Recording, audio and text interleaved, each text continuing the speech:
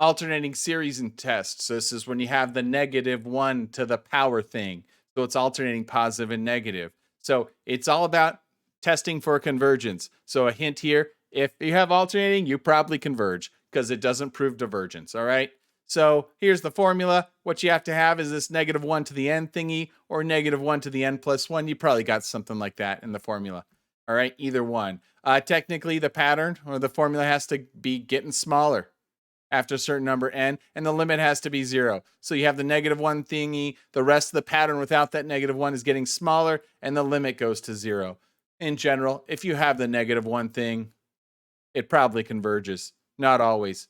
So let's take the case of this first one. I got the -1 thingy. Well, let's look at the rest of the pattern. N over ln to the n. Now think about this. Which of these is bigger? The n is bigger. Actually, this is going to be one of those cases. This is going to actually diverge because if you did the limit as you go to infinity, this is actually going to go to infinity because this ln is smaller. It diverges. This case right here. All right, what's bigger? So we got the -1 thingy, but we got the n over n minus 3.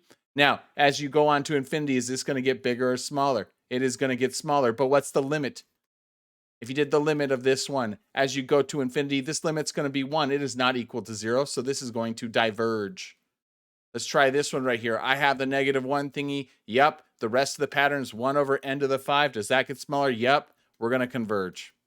Let's try this one. -1 to the n. Good. Over 1 over n squared. Awesome. That gets smaller. That's going to converge. Let's try this one right here. Got the -1 thingy, but let's look at the rest of this. 3 to the n over n plus 1. If you did that limit as you go to infinity, you go to 3, which is not equal to 0. So that's going to diverge. The last one right over here. I got the -1 thingy. Let's look at 3 over n to the power. If you did your limit as n goes to infinity, that's 3 over infinity, which is going to be 0. This is going to converge. That's how you do the alternating series. It's probably converging.